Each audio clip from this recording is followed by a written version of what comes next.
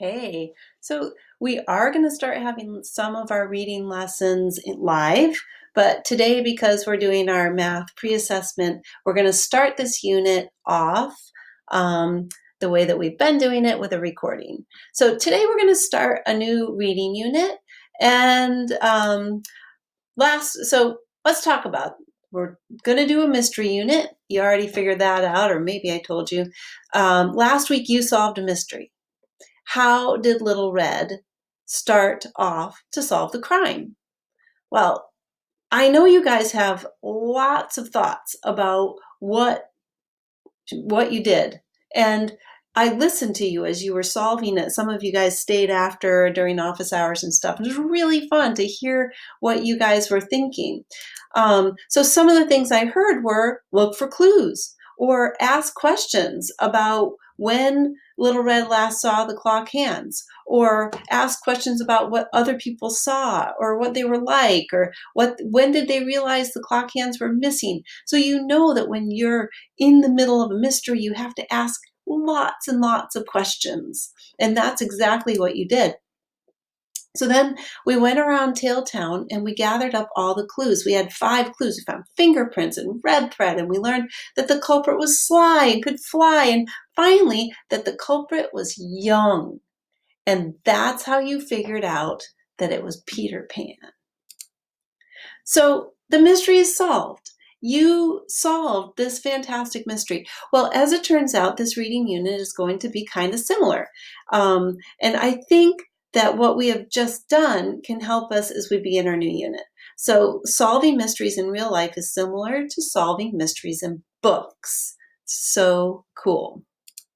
All right, drawing on all we know about solving mysteries to read mysteries. So first of all, today you're going to need to have a mystery book ready to go. So I gathered up a whole bunch of books on Epic that you can choose from. They're leveled. I think there are levels everybody can read. If you have a mystery book already, go ahead and use that one.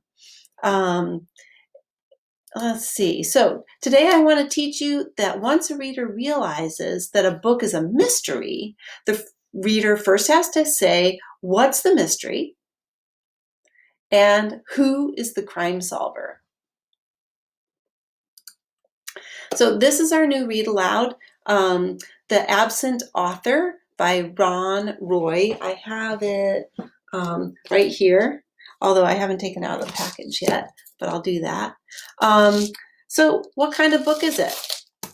Well, look at the cover. The cover says A to Z mystery. So I'm pretty sure that it's a mystery, right?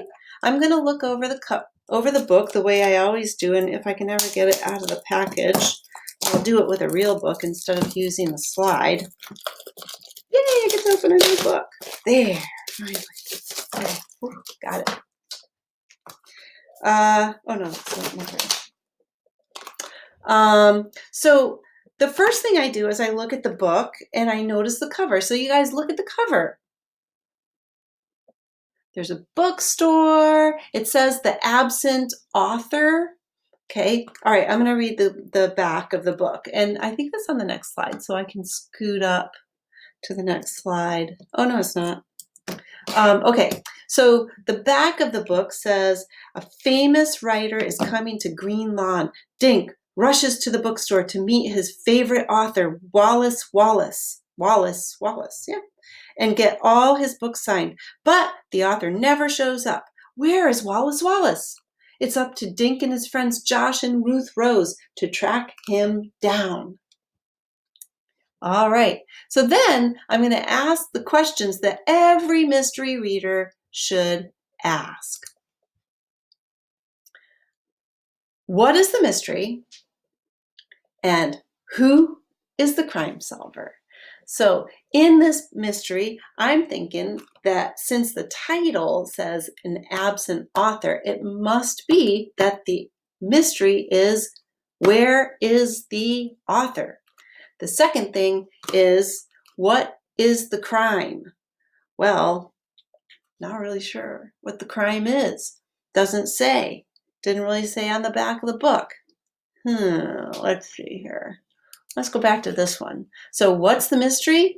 Who's the crime solver? Gotta always remember to ask those questions when you're reading a mystery. All right, so I read this to you already. So, got any ideas? What's the mystery? Who's the crime solver? Wallace Wallace goes missing. That's why it's called The Absent Author. I think one of these kids must be Dink. Not sure which one. And sometimes detectives have helpers, so I think one of them is Dink, the guy who's going to solve the crime, and the other two are the helpers, Josh and Ruth Rose. Anyone else thinking that? Maybe somebody already read this book. I don't know. If you did, don't be a spoiler. So remember, what's the mystery and who is the crime solver? So I want you to practice.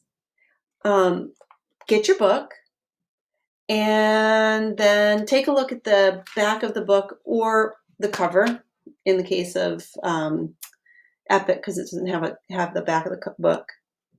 And then maybe you can look and see if your book has any like a map, like this one has a map.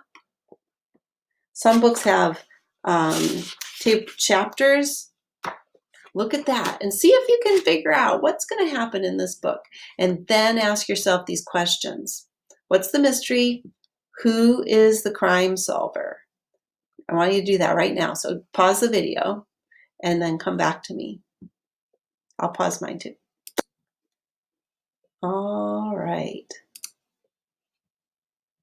All right, well, we don't have partners, but think in your own mind. What are you noticing? What's the crime in your book? If we had partners, sometimes we will work with partners. Today we can't. All right, so now that you've learned so much more than just your crime solver's name, you probably learned about the person as a character. Oh, okay, wait a minute, wait. Back up.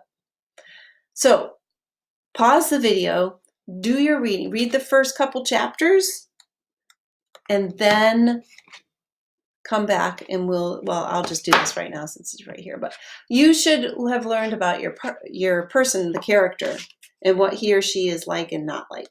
And then I'm going to have you share your ideas with a friend. So today's work is to read the first couple chapters of your mystery book. Okay? All right, have fun.